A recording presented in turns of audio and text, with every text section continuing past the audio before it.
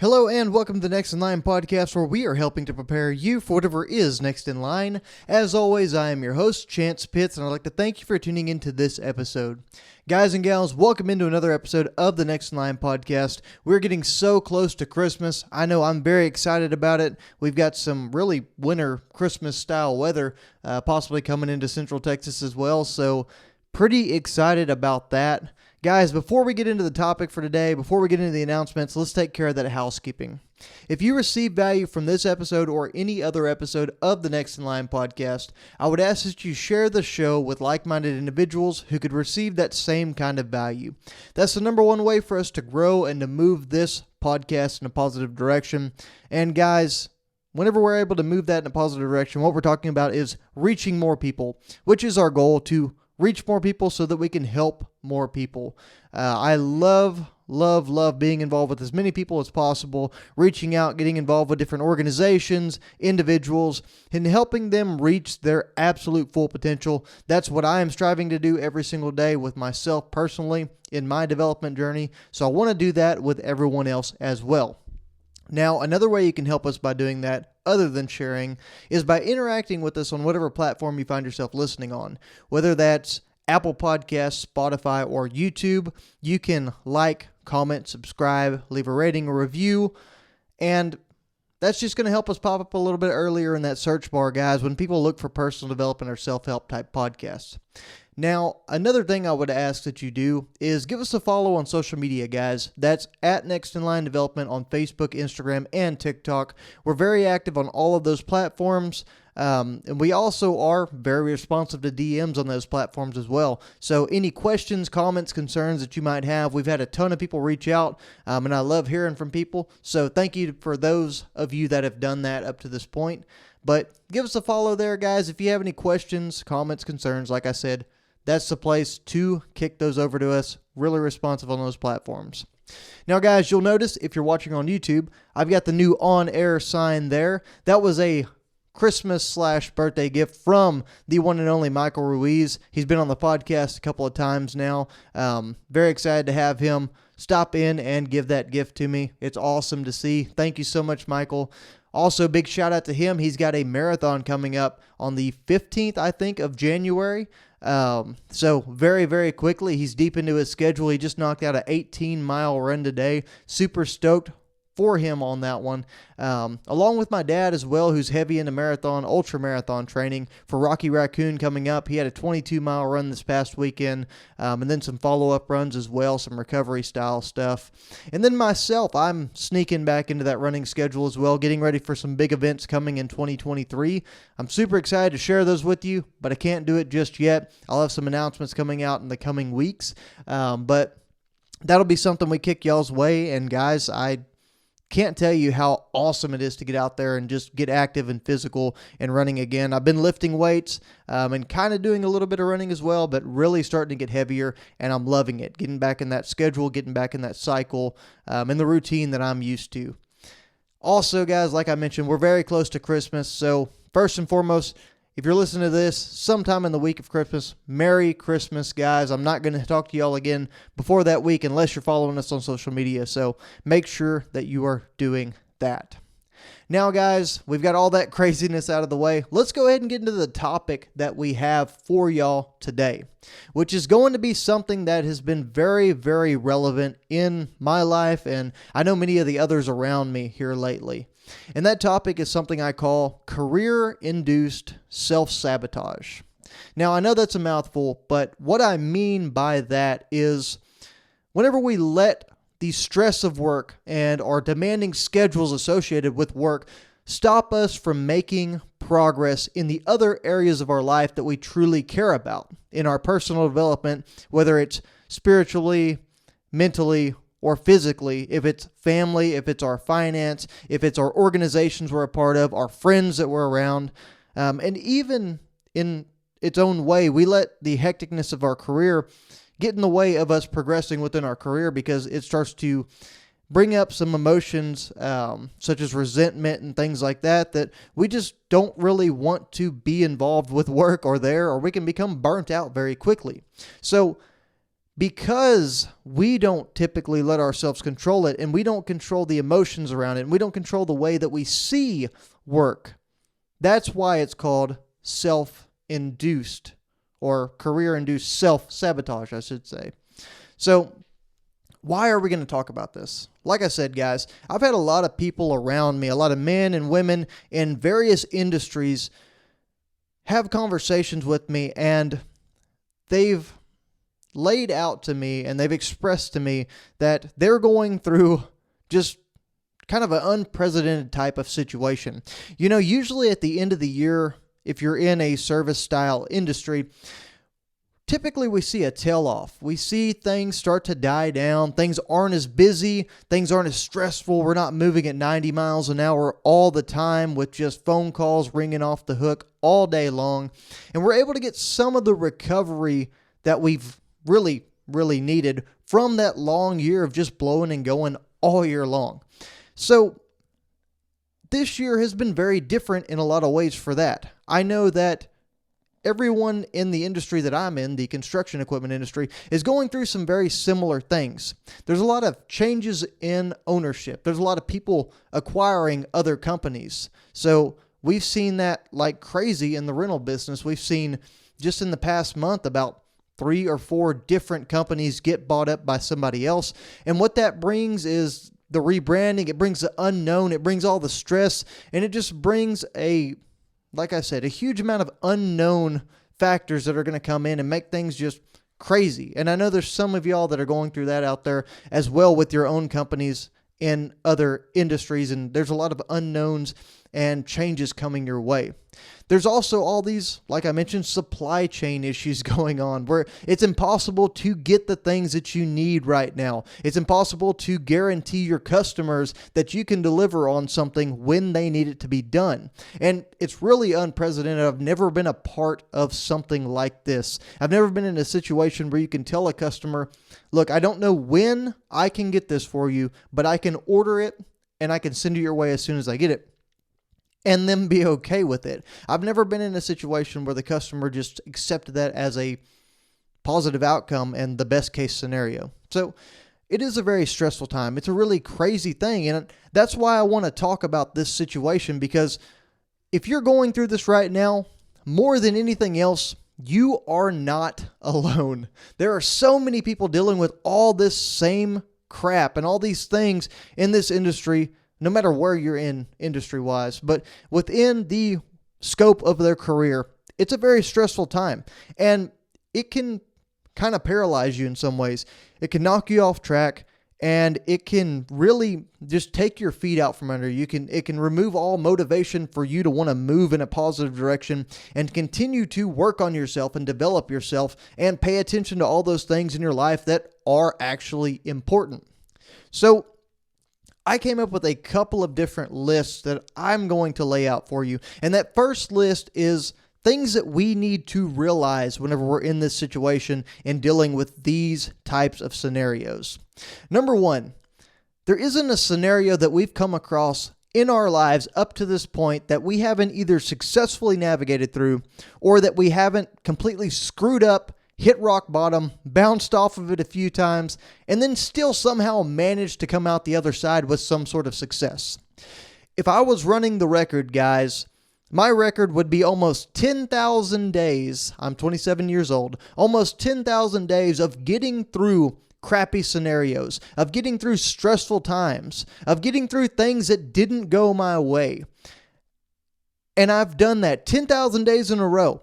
And I've come out okay. I'm sitting in a pretty decent spot right now. Tomorrow could be absolutely atrocious. It could be terrible. It could be the worst day of my life. And the odds are, guys, up to this point with the record I've got, I'm going to come out the other side in a good place. And that's something we all have to realize, guys. There's a lot of y'all out there that are a lot older than me, have a lot more experience, have a much better record of how many days you've defeated, how many scenarios you've overcome, and come out in a positive place. And you're still sitting in a very positive place with a lot of great things going on in your life. So that's one thing to realize right off the bat, guys, is that you have survived up to this point, and you have come out successful up to this point. Now, guys, number two, Your job is a means to an end. I understand that that's not a popular opinion, especially with employers. If you're a manager of people, it's really hard to find that dichotomy and that balance for your employees because you want them to have a good personal life. You also want them to be invested in the career. I understand that. But take a step back for a second and realize something. We are all working the jobs that we are working to provide the things that we want in our life. We are using that job as a means to an end in our lives to get the things that we want. And I'm not talking just about materialistic items. I'm talking about the time with our families, to be able to have the homes that we need for our families, to be able to put food on the table. And I realize that the job is very, very important, but oftentimes we lose sight of what we are truly going there for. We put the job before the things that we consider the most important things in our life because we feel like we're leveraged against those things and we don't really have a choice. The truth is, guys, that you really have to understand how important those things are because we will often let ourselves get so overwhelmed and wrapped up in our careers and our jobs and all the stressful things we have going on at work, and we'll completely neglect the family. We'll come home and we'll dive into some kind of distraction, whether it's a show, whether it's a video game, whether it's pornography, whether it's drinking, whether it's even something productive like working out. We'll overindulge in those things, even sleep, just coming home and going straight to bed. We'll overindulge in those things so that we can distract ourselves and not have to think about the craziness and all the stressful things going on in our lives. And what ends up happening is we give ourselves, or we give those around us, a kind of a shortened version of ourselves, a distracted version, just a survivalist version of ourselves that isn't beneficial to anyone. It actually has a detrimental effect on the relationships with those people around us. It has a detrimental effect on our fitness, on the things that we want to do in our lives, on our mental health, on the stress, and we become burnt out in more avenues than once. And you're even more likely at that point to become more burnt out with work as well because you're going to have all those other stressors and you're going to feel like you don't get to do the things that you're wanting to do. And you're going to start feeling like that you don't get to focus on the things that you're truly going to work so that you have an opportunity to enjoy and partake in this life. So what you have to do, guys, is take a step back and realize that that job is a means to an end. You were looking for a job when you found this one. I hate that mentality, but to an extent, it's got a purpose. The job is not the most important thing. You have that job so that you can experience positive things with those items in your life and those people in your life that are the most important things. Number 3, you've got to find a way to flip the script, guys. You've got to find a way to turn the grief that you feel about work, that burnout, all of those things that I'm lumping under grief. You've got to turn that grief into gratitude. Realize that you've got to be thankful for some of the things in your life. It might be the worst day at work. It might be the most stressful situation. You could be going through some of those ownership changes, some of those supply chain shortages, whatever it is in your life that you're dealing with work. You've still got to be thankful that you do have a job. You have something that's providing for those things that we talked about that are so important in your life. You've got an opportunity every single day to earn that paycheck, whereas some people truly don't. They are either in a situation where they don't have the means, their life has gone to a point where they don't have the means to get a job and sustain a job. They don't have the resources to get that going. Maybe not even that. Maybe they just can't get a job at the level that you've got. You should be thankful for the career you've been able to establish, the opportunities you've had in this life, and the things that you've been able to put forth because of your hard work and the efforts that you've put forth up to this point. Now, it's really a tough scenario, and it's hard to find that gratitude in life, especially when you're in these tough spots and you have a lot going on in all these changes.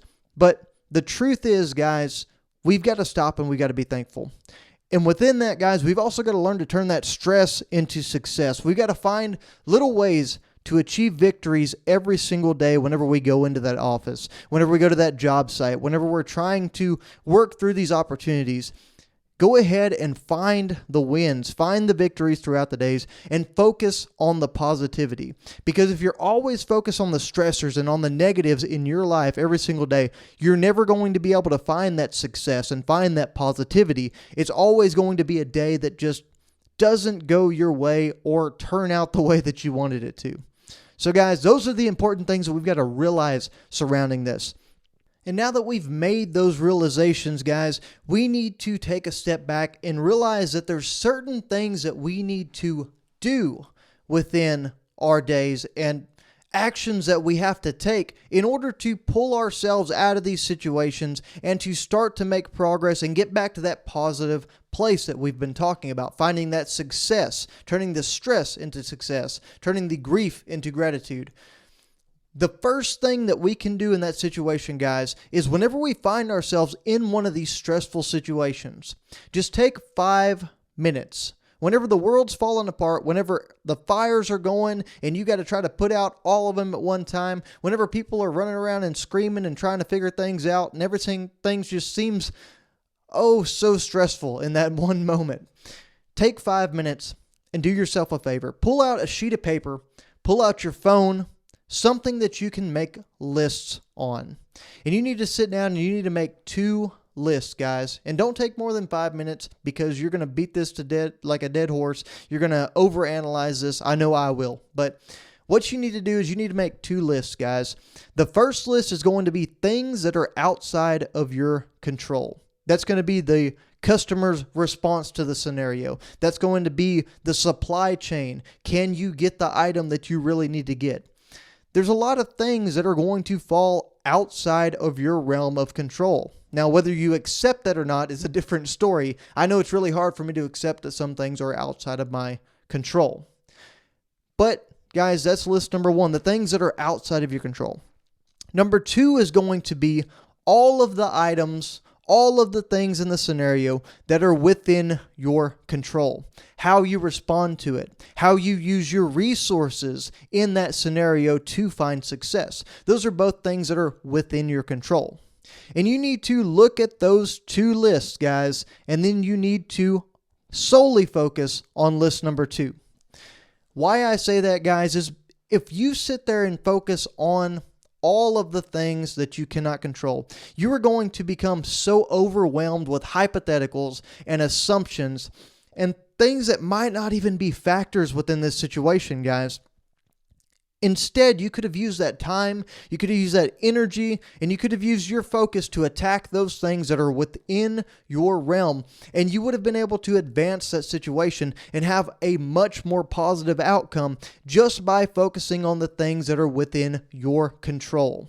Because at the end of the day, guys, if you are focused on the things outside of your control, all you're going to do is take them with you because you can never solve that problem. You're going to take them home, you're going to worry about them, you're going to stay up late, you're not going to be able to sleep, you're going to wake up early, you're going to be stressed about them first thing in the morning, and it's going to snowball just into a bad or negative type of day, guys. Now, number 2, the item you need to do, number 2, get yourself into a routine. If it's something you're used to, if you've had a routine going for a while, get back into that routine, guys. Whether it's working out, whether it's waking up and sitting without your phone for an hour in the morning, whether it's waking up and having a cup of coffee and reading first thing in the morning, whether it's taking 15 minutes throughout the day to sit by yourself with your phone off or with no emails able to come through and get to you, nobody able to bother you, whether it's making sure you take your lunch break and go on a run during your lunch break. There's 1,000,001 different possibilities. You could call your wife or your kids at a certain point in the day just to have kind of a mental recess or a mental reset. Whatever it is, guys, get yourself back in that routine. If you don't have a routine, if you've never done that before, go ahead and find something that gets you fired up, guys. Find something that gets you motivated or something that resets you or gets you back to an even kill kind of mood. Something that is either a calming type situation that's going to relieve you of some of that stress, or something that gets you fired up to be able to attack those scenarios and attack the stressful situations. Whatever it is, find that routine, find that cycle, find the thing that gets you going and add it into your life. That is going to make it so much easier. Because whenever we find ourselves getting out of that routine, guys, whenever we find ourselves so stressed with work that we're skipping workouts, that we're not eating right, that we're not paying attention to those around us, that we're not taking time with ourselves to sit and think or meditate or whatever it is that you do, it is detrimental to us, guys. It just compounds the effects of that stressful and negative type of situation. Now, number 3 on this list, guys, we've got to understand that there is almost nothing in this world as stressful or as bothersome as regret. And nothing sucks more, guys, than looking back at missed opportunities because you decided to make a choice in the situation that was fueled by emotions rather than logic. And the reason I'm saying this, guys, is if you don't get control of this situation you're in that's stressful, if you don't find a way to cope, if you don't find a way to get yourself back into a routine and to take care of the things that you thoroughly enjoy, and the real reason why you're doing the things you're doing in this life, the real reason why you wake up and go to work every single morning to earn that paycheck, the things that you truly care about in this life, those are the things that you've got to work for, guys. You've got to understand that there will be so many regrets around that situation if you let those things go to the wayside just because right now in this moment, emotionally, you are taxed, you are stressed, you are worried about all the negative things that could go on in your life. If you don't take the time to get recentered and focus on the positive, you will effectively wipe those things from your day-to-day schedule. You will take those positive factors, take all of those things that bring you the joy, and you will replace them with regrets. You'll replace them with negative emotions because, like I said, guys, this will become a very compounding thing very, very quickly if you let it. It will cause you to have that paralysis with the things that you want to do in this life just because you're so wound up and stressed out about work. Guys, I understand how important a job is. I understand how important a career is. I understand that one decision, one choice, one action can make or break the progression of your path of trajectory with a company. It can completely change the way your bosses look at you. It can completely change the way the CEO, the COO, CFO, whoever looks at you. And I understand that that's very, very important. I've been fighting that battle for a very long time, and I'll continue to fight it just like everybody else. But the truth of the matter, guys, is that if it wasn't for those things at home that we truly care about, the wife, the husband, the kids, the friends, the family, the dog, the books we love to read, the exercises we love to do, the runs we love to go on, all of those things that we are truly holding this job for, if it wasn't for those items existing and us caring about them, we wouldn't be putting ourselves through the stress of going to work every single day to earn a paycheck, guys. So remember that. Remember that whenever you're sitting there stressing about these situations and you're focused on the negative, recenter yourself, guys. Find a way to get back to the positive. Find a way to make this work for you and get yourself back to a spot of productivity.